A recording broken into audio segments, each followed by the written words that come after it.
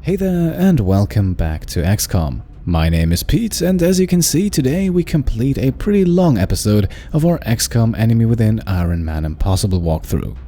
For those of you familiar with the game, the length of the video might have already revealed today's mission, and if it wasn't that, then probably the video title. Now, in the last episode, we cleared out a UFO crash site, unlocked 2 achievements, and as you can see at the bottom of your screen, we progressed the game until the 18th of July. Now, coincidentally, the 18th of July marks the 20-day anniversary of our raid against the alien base back in episode 30. And this is very important because there is a very special mission that triggers at some point up to 20 days after the alien base assault.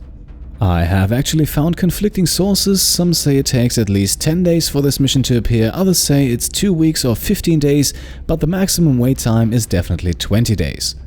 Those 20 days have passed now, so the next time we start scanning, we will likely only have a few hours before this mission appears. That in itself would not be such a big problem were it not for the fact that this mission plays out a little differently than the others. Once triggered, we won't be able to change our soldiers' equipment, well, we won't even be able to select who actually takes part in the mission in the first place. So before we start scanning today, let us prepare our squad for what's to come, starting with the purchase of 2 plasma pistols. They are not cheap, but they're the best pistols in the game, so eventually we want to have them on anyone who can carry one anyway. Now our squad for this mission, that will be the 6 soldiers listed at the top here in descending order. So let's make sure they're all up for the task. First things first, we'll give Adam one of the plasma pistols and then switch out his arc thrower with another alien grenade, because believe me, in this mission, capturing an alien will be the least of our concerns. With Emilia, we will also switch over to the plasma pistol, but keeping the medkits is probably a sensible idea. Everyone else is outfitted just the way I want them to. Let's hope that's enough for what lies ahead. With preparations completed, all we can do now is start scanning and see where that takes us.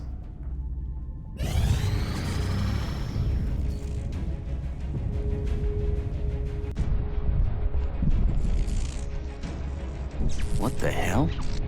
Sir! Internal systems are shutting down all over HQ!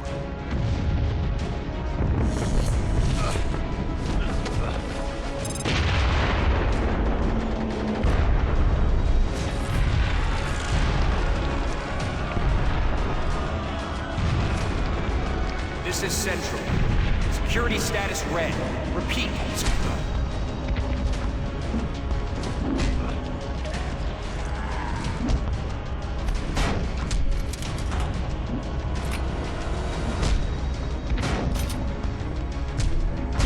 What have you done?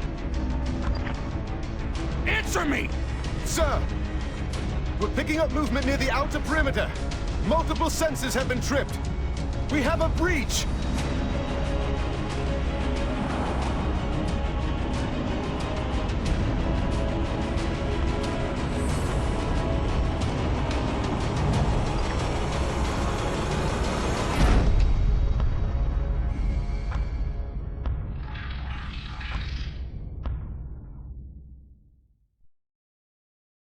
Hostile forces have infiltrated XCOM headquarters and are moving in with reinforcements. We have to protect the base at all costs. If we don't hold the line here, any hope we had of stopping this invasion will be lost. Delta Section, report. Delta Section, report! Finally. Delta Section. Looks like your emergency generators are back online, and Delta, whatever this attack is, you're right in the crosshairs. We've got perimeter alerts triggering from all sides. It looks like you've got flyers coming through the cavern near the rearguard station. Plus, you've got a whole wall of heat signatures coming down through the vents in the ceiling above you. Whoever breached our internal security locked down the door system, separating you from the rest of the base. Once we get the doors open again, we can start sending reinforcements through, but that might take some time. Right now, it looks like the closest alarms being triggered are in the vents above you. Keep an eye out for any indications of movement. Delta Section, you have to hold the line. The future of XCOM is counting on you. Alright, ladies and gentlemen, welcome to the XCOM base defense mission. In my opinion, this is probably the hardest mission in the game, although it is not actually part of the base game but was added with the Enemy Within expansion. As you can see, at the moment we have control over Assault Adam Work, Support Emilia Solberg and Heavy Andrea Cook, as well as over 2 low-ranked soldiers representing the XCOM base personnel. If we lose soldiers, and especially in the case of the very fragile XCOM personnel, that is more than likely, we will then receive reinforcements, and with enough losses, all 6 of the soldiers from the list I just showed you could see some action. Now, as you can also see, the base we have to defend is pretty damn large, and enemies will sooner or later spawn all over the place. For the time being, however, the command center here is where we'll stay and also where we'll meet our first group of hostiles. We only have 1 turn to prepare. And we'll use that turn to get everyone up onto the high ground. Thankfully we have grappling hooks on everyone but the base personnel, so we can grab at least a small tactical advantage here before the aliens barge in. 5 overwatches are then our only option to end the turn. Let's see what our enemies have in store for us.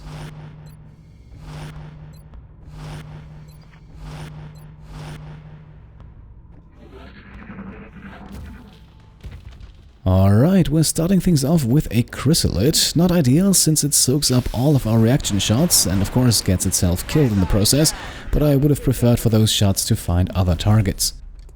Not necessarily the 2 sectoids that have dropped in, but maybe the mechtoid here. We also have a sectoid commander spawning a little bit further away from the action, as well as another chrysalid, also a little further away, and yes, a second mechtoid as well. You've got fresh reinforcements standing by, Commander. The bad news is we drained the auxiliary power banks while holding the doors open. It's going to take some time to reroute power for another attempt. Right, some good news as well. Our turn starts off with a round of reinforcements, including Sniper Rosilius Wargal. The other 2 soldiers are more base personnel, who should by the way be regarded as entirely expendable. We will never see them again even if they survive the mission, and a few strategic sacrifices could save the lives of our high-ranking soldiers. Now, this first drop of enemies should already tell you all you need to know about this mission. Yes, it's going to be very, very challenging. We took out 1 chrysalid already, but that still leaves us with 6 more enemies, although the sectoid commander is currently not visible, so we'll probably not go after it, simply for the fact that we have to find a way to ideally take out both mechtoids on this turn. We'll start things off, however, by getting our base personnel their first kill, as Saeed Assad here can eliminate the first sectoid. There is actually an achievement for getting 4 kills with base personnel in this mission, so we'll make sure to grab that one, even though it usually comes with the natural progression of the mission. Up next, we'll have Andrea go for the almost guaranteed kill against the sectoid in front of her, and after landing the 98% shot we can thankfully keep going, and we'll make use of her heat ammo ability, giving her a 50% damage bonus against robotic units, making the alien grenade a very potent weapon. Our next move is then with Assault Adam, who can drop down right next to the mechtoid and land 2 guaranteed hits from close range.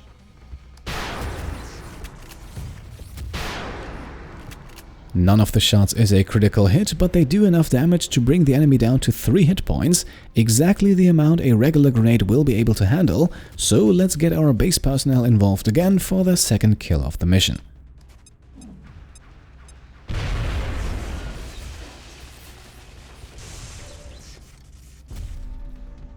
Now, with Rosilius here, we are in a tough spot as we can either move him into cover or shoot, but not both. Sometimes, however, a good offense is the best defense, so let's take aim not at the chrysalid but at mechtoid number 2. Despite using the headshot ability, we don't land a critical, which I had hoped for, but at least we can use double tap now to fire again. Alright, 13 points of damage in total, that's not too shabby, and we can now follow things up with another guaranteed hit from Emilia. Alright, that brings the mechtoid down to 6 hit points, enough to take it out with 2 regular grenades, and that is exactly what we'll have to do here. I'm on my way. We can move a little closer for the first throw, since we eventually want to get this guy up onto the elevated walkway as well, but for now let's do some damage.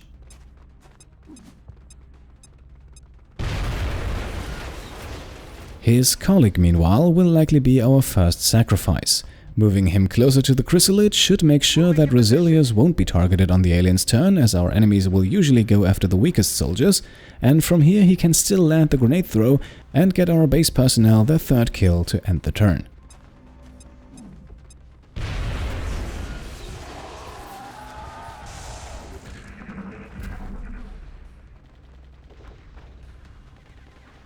And just as expected, the chrysalid makes its attack now, targeting our decoy, and because base personnel soldiers are not only weak and inaccurate, but also incredibly low-willed, his former companion panics immediately.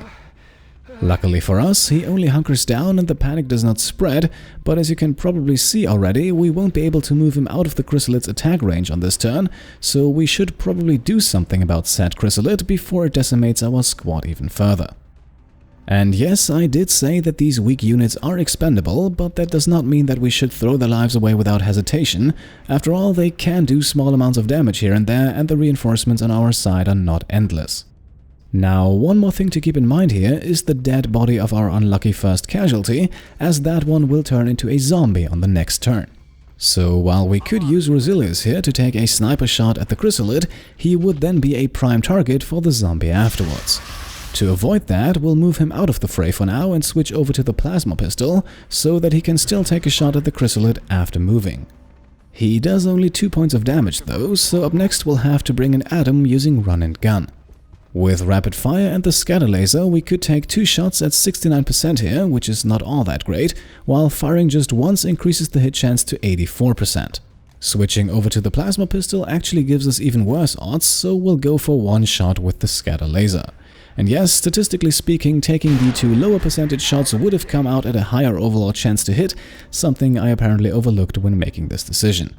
Still, we get the kill and don't have to bring in additional help, and unless I have miscounted, our panicked soldier should also be safe from the zombie, as he is just out of reach of the comparatively small movement range. So for the time being, we can set up a few more overwatches, keeping in mind that the sectoid commander is still roaming around somewhere, but right now we don't really have the man or women power to go looking for it.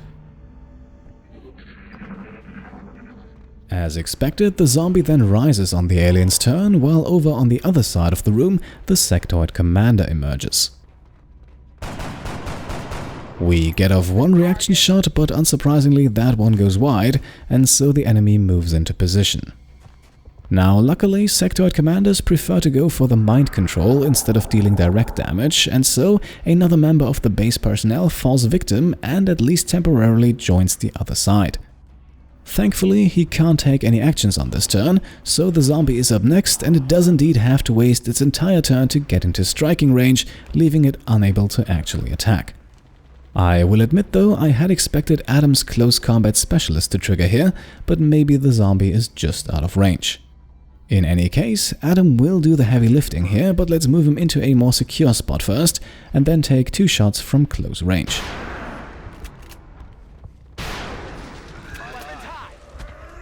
Wonderful, 2 criticals get rid of the zombie right away, so now we can focus on the sectoid commander. If we don't kill it on this turn, the mind-controlled soldier will start shooting at us on the next one, but if we get the kill, the mind control will also end immediately. We could of course also simply take out the mind control victim, which would be pretty easy considering his stats, but again, being expendable does not mean we should not consider all other options first. And one such option is to move in with Andrea, who can conveniently enough move right up into the sectoid commander's face and take a high percentage shot from there.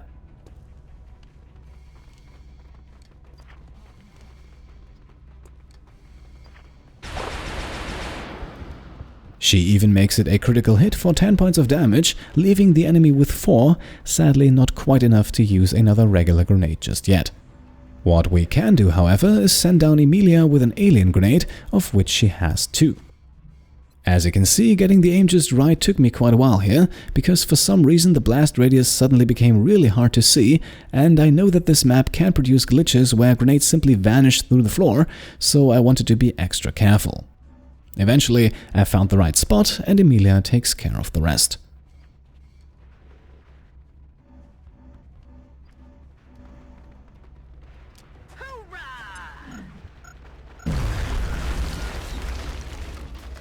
Now at this point we are left with no remaining hostiles in the area, and that's exactly where you want to be in this mission after the first few turns, because alien reinforcements will now start appearing. We don't know exactly where, which types of aliens and how many of them though, so the best we can do for now is to simply get as many of our soldiers back onto the high ground and on overwatch as we await the aliens' turn.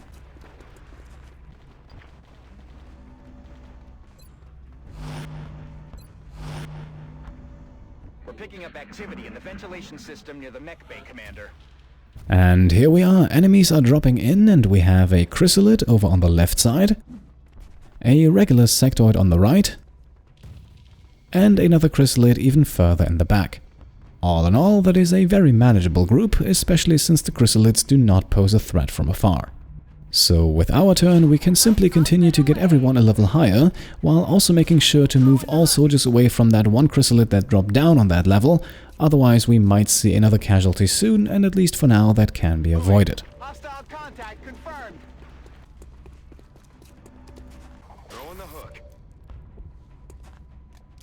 Once our entire squad has taken their positions, we can activate as many overwatches as possible and see what the aliens come up with.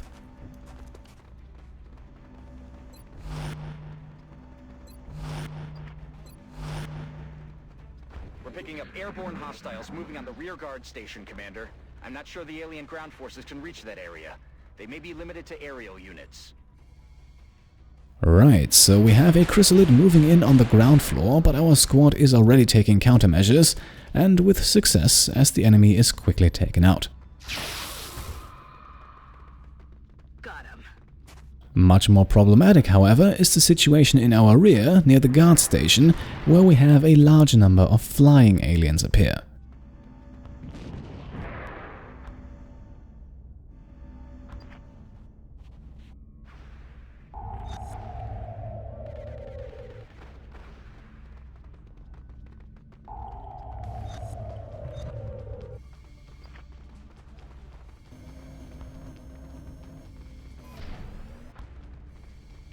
In total, I counted 2 floaters, 2 cyberdisks, a drone and 2 seekers, a much more dangerous group of reinforcements than what we just saw on the last alien turn.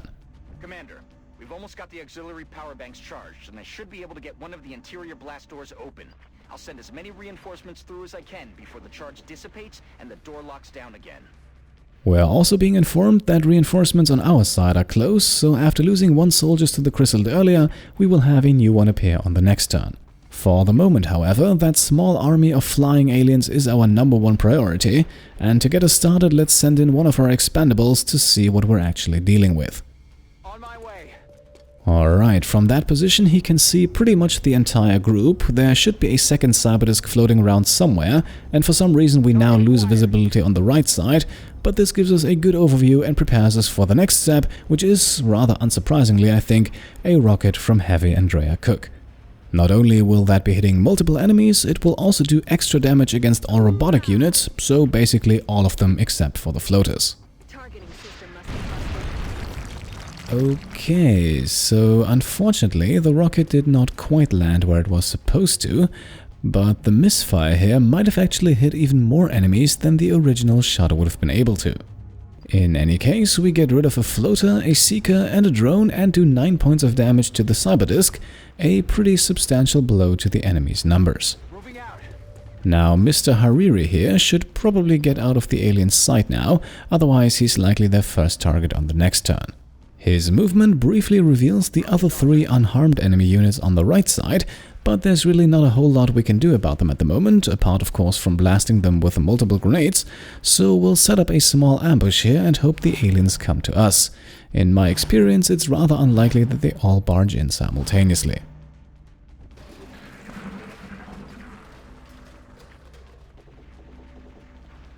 Quiet.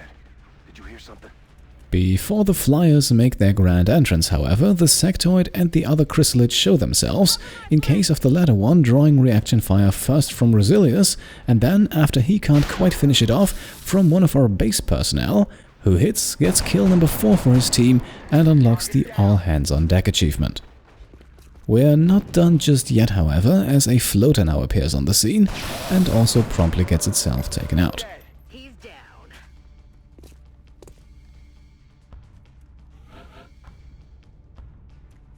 We've got more reinforcements awaiting orders, Commander.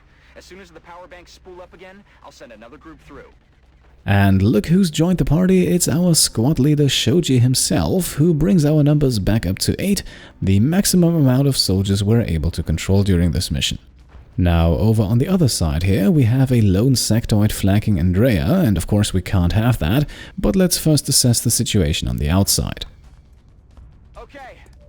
With this guy here, we can only spot the cyberdisk, so let's move in a cloaked Adam, who unfortunately doesn't spot anything else either. So it's time now for Resilius to get rid of the sectoid, which he does despite the enemy hiding behind full cover.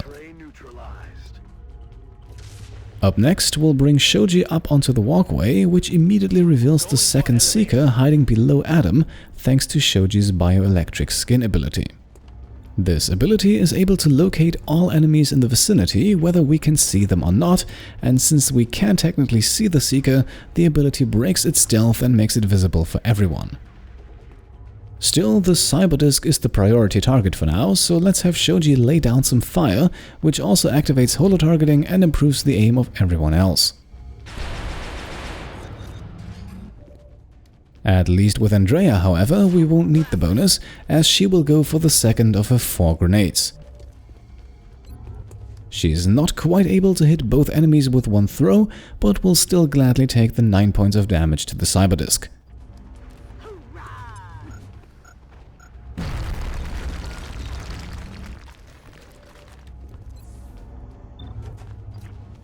Now we can move in Emilia to hopefully eliminate the cyberdisk, which she fails to achieve, leaving it with only 1 hit point. Time to get another one of our expendables involved, and we won't even attempt to take a shot here. He has 2 grenades, so let's use one to guarantee the kill.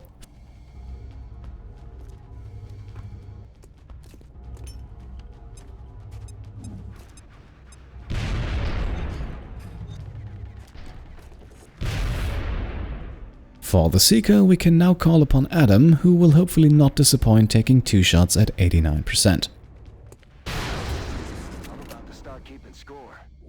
And there we go, 1 critical hit is enough, and that's all. Now there's only 1 cyberdisk left, but not even Shoji can sense it, so let's use 2 overwatches to end the turn and see if it shows itself on the next one.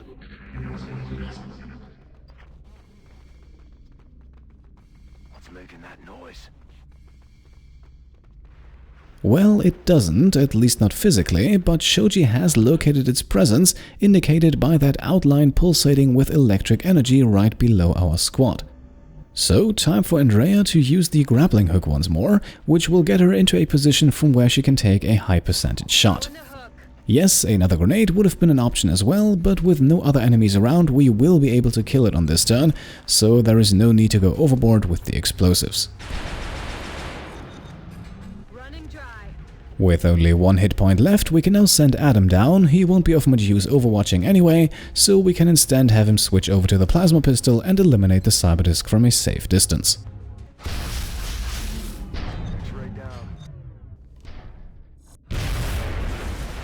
The rest of our squad will now move into cover on the walkway. There won't be any more hostiles coming in from that rearguard station, so we can camp out here for a while and let the next few waves of enemies come to us. We've got something moving in the vents near the mech bay. And once again, we appear to have cleared out all the aliens at just the right time, as we have more of them dropping in down in the mech bay. For now, it's 1 mutant, 2 mutants, 3 mutants, 4 mutants, and a mutant berserker. We're not picking up any additional contacts near the command center. I think you've cleared that area out, Commander. Very importantly, we are also being informed that the command center is now safe, but that should in no way be a reason for us to leave it anytime soon. As a matter of fact, our current position is arguably one of the best to spend the first half of this mission in, maybe even more than that, as it grants height advantage and a great overview of all access points into the command center, so we will most definitely stay right where we are, go on Overwatch with the entire squad and wait for the aliens to move in. At least in the case of the mutant berserker, they really have no other options.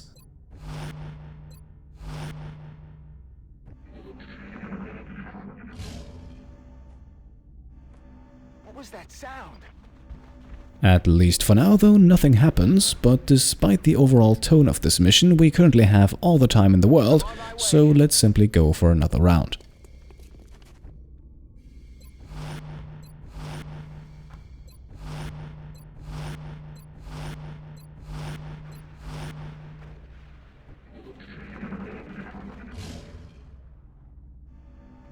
What's making that noise? And there we go, a single brave mutant appears on the scene, and its reward is a high-precision laser beam to the face. He's down. That leaves 3 more of its kind and the Berserker, so more than enough cannon fodder for yet another round of overwatches.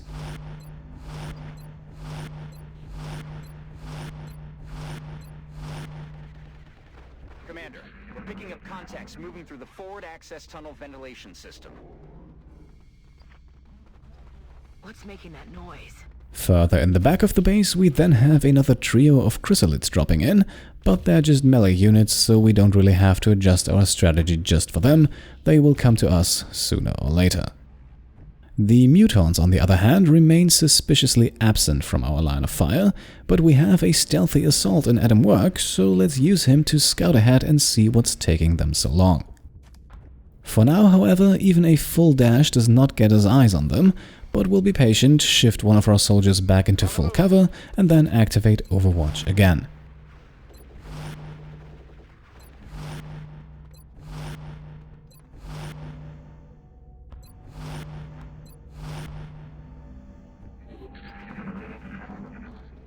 On the alien's turn, Adam hears something, but once more the mutants seem to smell the trap and stay far away. Moving Adam up even further does not reveal them either, but trust me, we'll find them eventually. Locked and loaded. For now, one more round of Overwatches it is, while Adam hunkers down to avoid him revealing himself with his close combat specialist, which cannot trigger while he is hunkered down.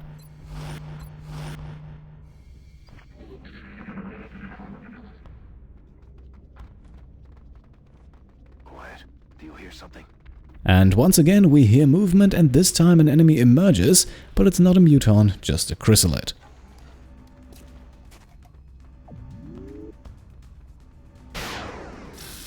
Resilius's reaction shot cannot quite finish it off, but as it moves closer an entire barrage of shots are triggered, and that is enough to take care of things.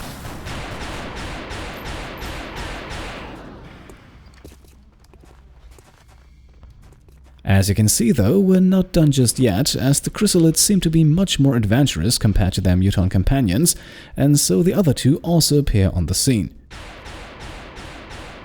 Shoji gets off a second reaction shot and connects, but that's all for now. For a change, we now have to actually do something on our turn. First up, we can give one of the base personnel a chance here. Getting 3 points of damage seems like it's manageable. And well, he gets the hit but not the kill, but that's not a problem, we can take care of the rest with Adam and his plasma pistol. This reveals him for the moment, but we're also bringing him back a bit, so he should be safe there for the next turn, provided the mutants even take any action at all, which I honestly begin to doubt at this point.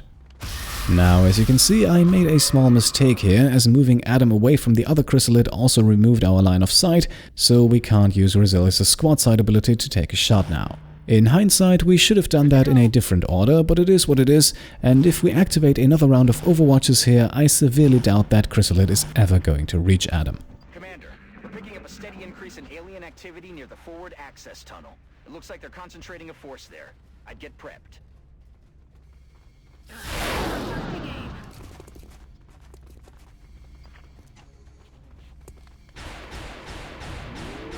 Shot failed to connect.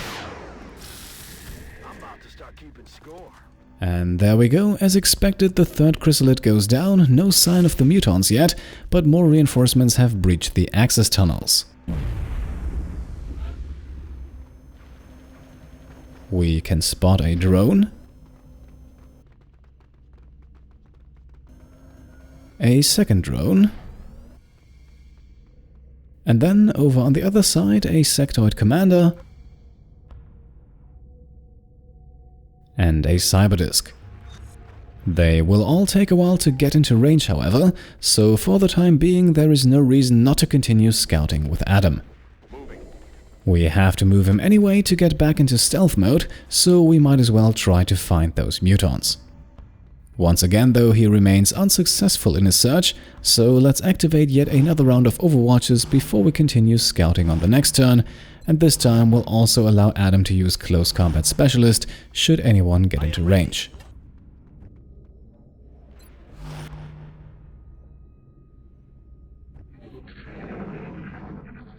That is not the case, however. Instead, we have more alien reinforcements coming in through the tunnels.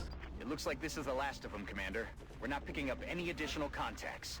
If we can take them out, HQ will be secure. Another sectoid commander and a mechtoid mark the last wave of hostiles attacking the base, and so at this point all that is left for us to do is to clear out those aliens already inside. And let's see, maybe we can find some of them if we send Adam up even further. Again though, no luck, so let's have him retreat to keep him covered by our overwatches. And yes, I know this might not be the most exciting strategy to watch, but keep in mind our goal here is to survive, not to earn style points. And considering the enemy forces still ahead of us, we are absolutely not in the clear yet, even though it currently looks like our approach is working like a charm. What the hell was that? Another turn goes by with no one in sight, and again moving Adam up also doesn't reveal anyone, but I have a feeling those drones or maybe the cyberdisks should be closing in any time now, so let's stick to our strategy but also allow Adam to take reaction shots when enemies get too close.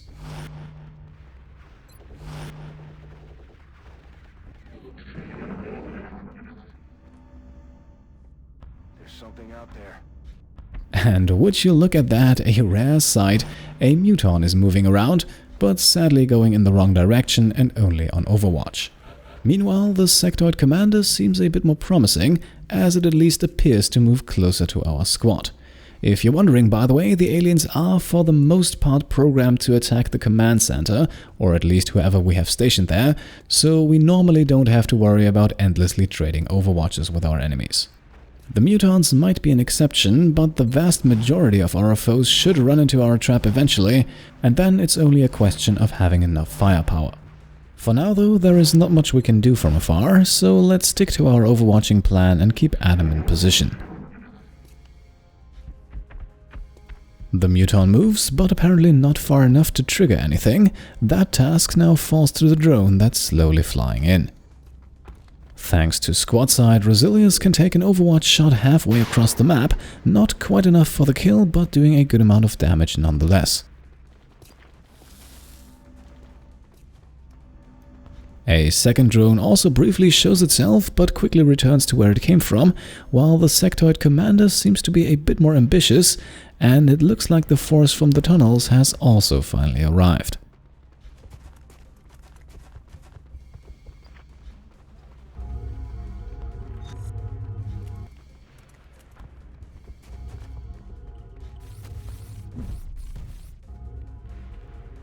So, things are likely going to get heated in a turn or two. Let's prepare our trap accordingly. Reloading weapons.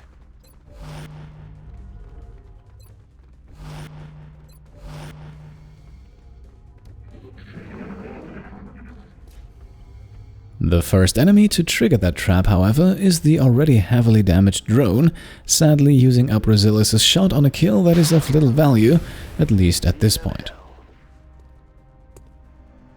Meanwhile, the cyberdisk is slowly moving into a range where it might become a target on the next turn, and let's make sure that it keeps moving in that direction by briefly revealing Adam, only to have him go back into stealth mode immediately afterwards. The enemies now know that someone is running around over there, which will hopefully lead a few of them into our trap. With Resilius here, we'll also reload, probably should have done that on the previous turn, but running out of ammo with him at the wrong time could cost us dearly, and for now we're not in that much trouble.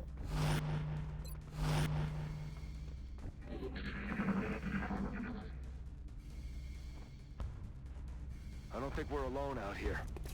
So here we go, finally some enemy action. First of all, we have the second drone appear, but no reaction shots just yet, because again Resilius is busy reloading, and then we also have the cyberdisk and one of the two sectoid commanders emerge from the shadows. Very important to keep in mind here, all three enemies can't actually see any of our soldiers yet, only Adam gives us visibility, and he himself is well hidden. Of course, that does not keep us from using Resilius' squad side ability against the cyberdisk, in my opinion the most dangerous of the three enemy units. Despite a 70% chance, we don't get the critical on the first shot, but we can at least shoot a second time with double tap. Lovely, only 7 hit points now remain, and that shouldn't be too challenging for Adam, who we can move into a slightly better position here and then go for the kill, from a safe distance of course, avoiding the cyberdisk's explosion upon its destruction.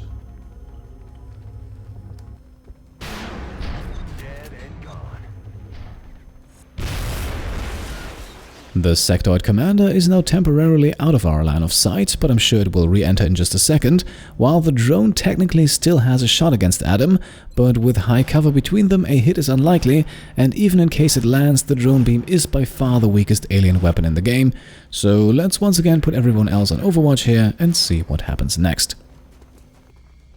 The drone makes a move, coming up to our level, and while Emilia misses with her reaction shot, Mr. Hariri here does not. The drone then decides to keep moving, and that seals its fate, although that may have actually been a smart move by the aliens, as it also burns through a number of overwatches, allowing the sectoid commander to move in unharmed. As expected, it goes for the mind control on one of the weaker targets, succeeds, and even causes a small panic chain among the base personnel. Moving to position. I can't take much more of this. Affirmative, Commander. All three of them are now either under alien control or too panicked to take any actions on this turn, but the rest of our squad is still going strong, so let's take care of the enemy. Throwing the hook. First of all, we can grapple a bit closer with Andrea, who can then throw her third grenade of the mission to do some damage and to destroy the commander's half cover.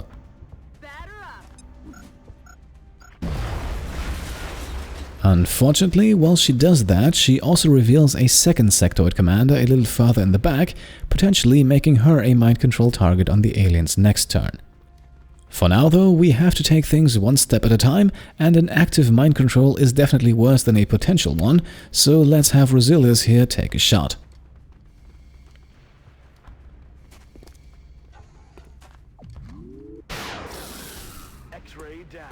With a 95% chance for it, he does indeed get the critical hit and the kill, so now we can worry about sectoid commander number 2. Since it doesn't see Adam, we can move him into a flanking position, but we won't actually take the shot. If we did, we would reveal Adam to whoever else the aliens have lined up, and in that case he would only have half cover to hide behind, and there is a not insignificant chance to miss as well, so I think it's better if we just go on overwatch with him, which should still get us a shot unless the commander stays put.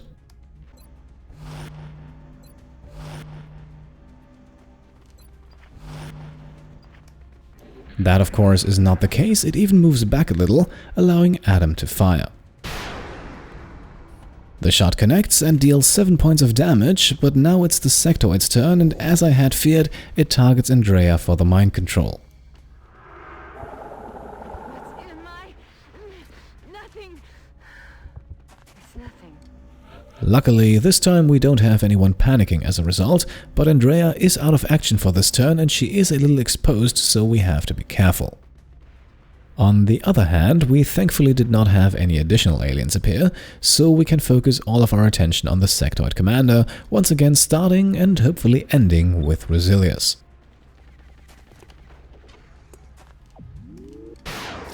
I've got a visual.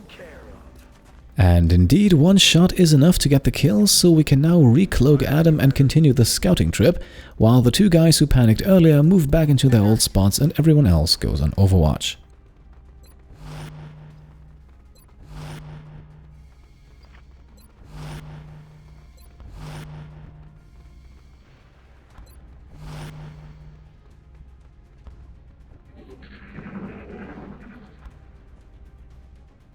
Quiet.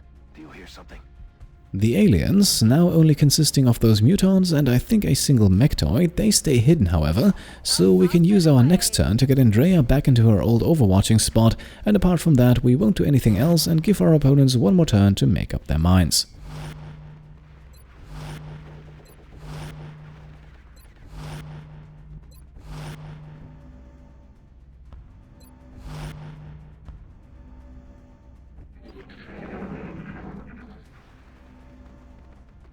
That sound.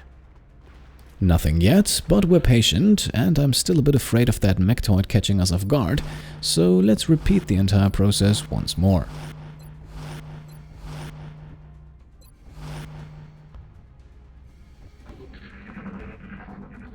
What was that? Unsurprisingly though, that does not yield any new results, so I'd say it's time to take a closer look at the situation. With Adam, we can stay hidden and move him one level higher, and as that does not reveal anything, we can keep moving and finally catch a glimpse of at least one mutant. Now, we'll try to lure that one over to our overwatches by revealing Adam on the next turn, but for now we will stay put and wait.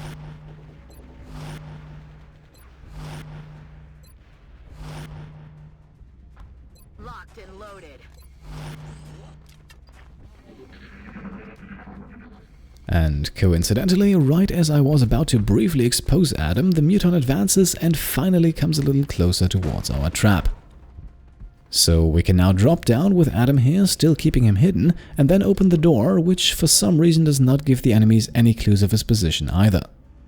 We could now fire at the mutant, but if it keeps going we can probably kill it without revealing Adam, so let's see if it does indeed behave according to our expectations.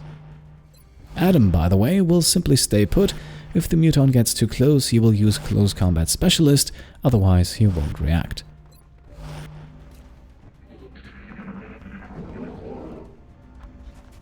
And here we go, the mutant does in fact move, but only so far that it triggers just a single reaction shot from Brasilius.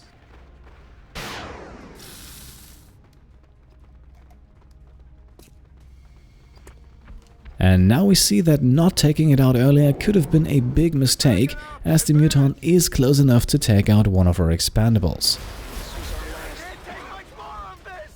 That in itself would not be such a big problem were it not for the resulting chain of panic, this time also involving our sniper himself as well as Heavy Andrea Cook. Andrea's panic even has her shoot at her own ally. Luckily though, all cover counts as full cover for Mr. Wargal. Commander, I've got the auxiliary power banks spooling up now. Once they reach a full charge, the doors will open and I'll send another group of reinforcements through. With the death of another soldier, we are about to receive our final reinforcement, but that will happen on the next turn. Right now we have a mutant to take out and not a lot of soldiers left to do that with. As a matter of fact, only Emilia, Shoji and Adam are ready for combat, but the mutant also took some damage, so Adam alone should suffice. With a quick move, he can reveal the mutant's position, and from here he already has a guaranteed critical hit, so let's go for the kill. Emilia and Shoji go on Overwatch, and now we hope for a change, that the aliens remain as passive as they have been so far.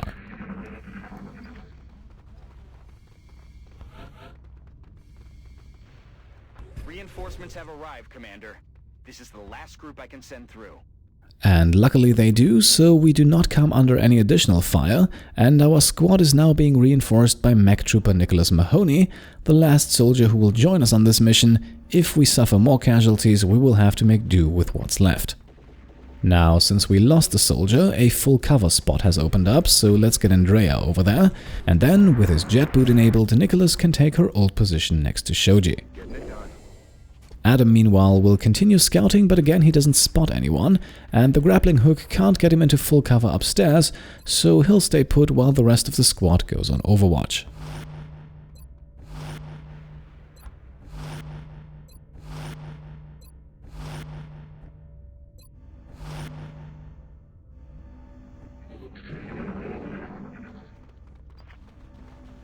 What the hell was that?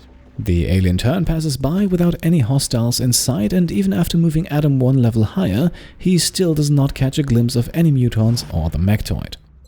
But who knows, maybe they come out of hiding on the next turn. I still have a small shimmer of hope.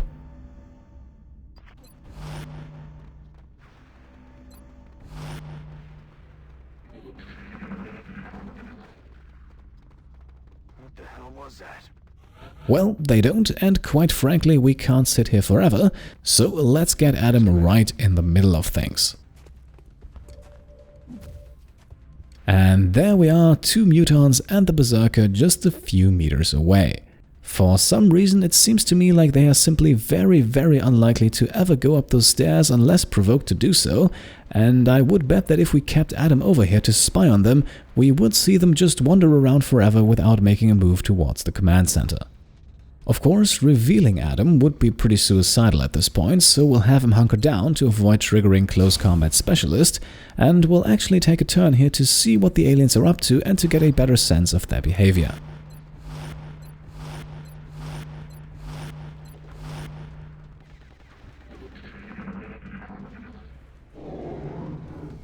And just as I had guessed, it looks like they are pretty much stuck where they are. None of them have moved an inch, so it appears that it is indeed up to us now to bring the fight. Staying on the level above our enemies will definitely be a huge tactical advantage for us, but it will take us 2 or 3 turns to get everyone in position. For now, we can dash and use grappling hooks wherever possible to get our men and women closer to our enemies, who themselves will probably not cause us any trouble as long as we keep Adam hunkered down.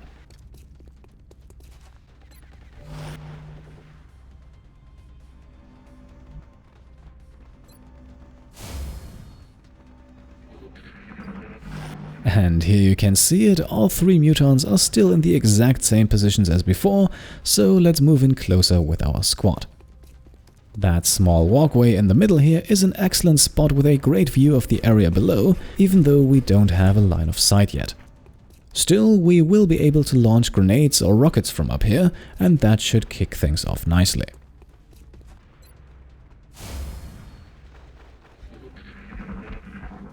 Alright, seems like our dashes may have alerted the mutants of our presence, as one of them does actually move here and in doing so spots our squad on the walkway above.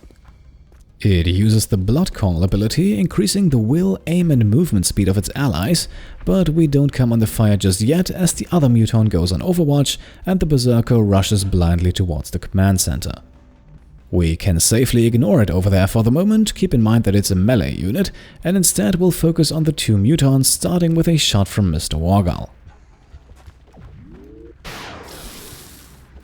He does not get the kill on the first attempt, but thanks to double tap, the second try should do the trick. Now for the other mutant. Somewhat unfortunately, we can't actually take any shots at it from up here, because it's hidden behind a wall. But then again, the same is true the other way around, and our soldiers on the level above are currently safe from being fired at as well. The mutant is very well aware of our presence, however, and will likely move on its turn, so let's get everyone in overwatching positions. Base personnel member Hariri would actually be able to take a shot here, but we'll hold off on that, and in doing so we're also presenting him as bait should the mutant survive the next turn. Regarding the berserker, meanwhile, his colleague Saeed Assad might as well take a pot shot at the enemy below, who will not be able to reach him anytime soon. The shot connects, but the berserker's intimidate ability is enough to send our man panicking again, but as long as he stays on the upper level, that should not cause any issues. We will now wrap things up with a round of overwatches, including Adam, and that may have been a big mistake.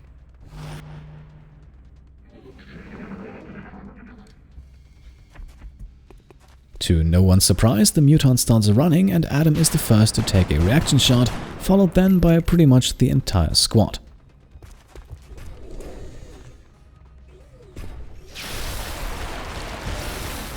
That is more than enough to take the mutant down, and while the berserker also comes closer, that shouldn't worry us for now. What should worry us, however, is the mech toy that I had completely forgotten about at this point.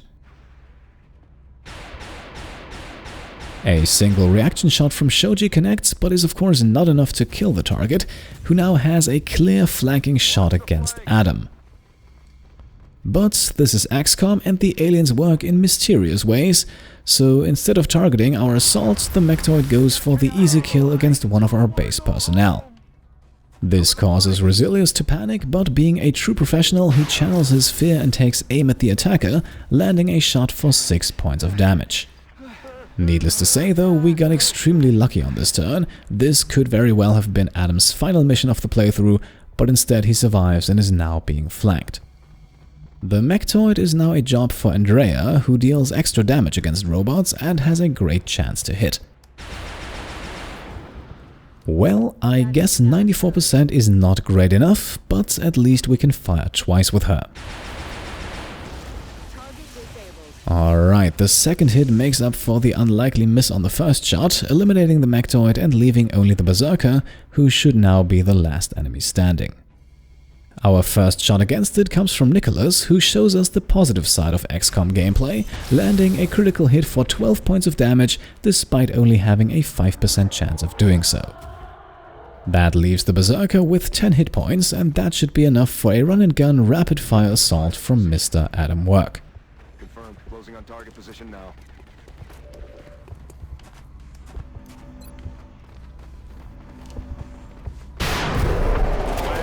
We made a statement here today, Commander. They came after us. Our people. Right at the heart of our operation. And we showed them what happens. Now I think it's time we take the fight back to them. And there we are. After an absolutely exhausting fight, we have cleared the aliens out of the XCOM base and as a result unlocked the They Shall Not Pass achievement. We lost a few of the base personnel guys, but very importantly we suffered no casualties to our main soldiers, which is honestly worthy of an achievement of its own in my opinion, considering the sheer number of enemies we had to endure. In any case, one of, if not the most challenging missions of the game now lies behind us. Let's wrap things up and see how the rest of the base is holding up.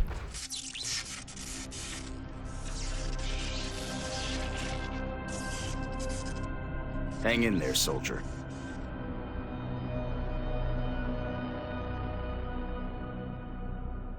Having to fight our own people. Will he be okay, Doctor? Yes, I believe he'll recover. And more importantly, he seems to be free from outside control. Is there any indication of how this happened, Doctor? I finished our initial scans, and so far, I've found no physical abnormalities.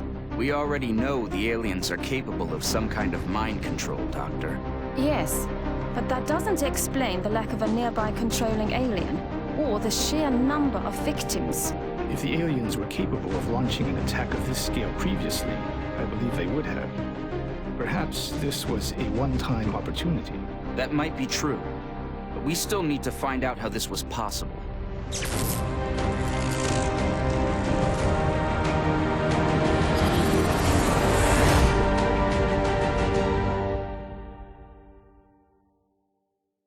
Not a scratch on anyone. The troops are better than I thought. Okay, it looks like the base is recovering and we should be back to normal soon. Our 6 elite soldiers did a formidable job today, and for completing the mission we received the unique Star of Terror medal, which has a few pretty powerful bonuses, but we'll cover that at another point in this series. After killing a grand total of 32 alien units, we do of course recover a substantial amount of corpses and other loot, which will definitely be of use in research or the manufacturing of a few useful items. Now, I would say, however, after a mission of this length, let us make the cut right here. This episode was a pretty hefty task to record and edit. Playing through the mission and planning out all of the moves took me about 3.5 to 4 hours, I think, not to mention the 9 pages of script I wrote for the commentary. It was a lot of fun though, a bit of a break in between the sometimes slightly repetitive nature of XCOM missions, but I will admit I'm looking forward to the next, hopefully less intense encounter. Until then, I hope you enjoyed today's extra long episode, and if you did, then I would of course be very happy if you could leave a thumbs up. If you like what I'm doing and want to support me and my channel further, then you can also subscribe to stay up to date and help the channel grow, or check out and maybe pledge to the Pete Complete Patreon. Thank you all for watching, and I'll see you next time. Cheers.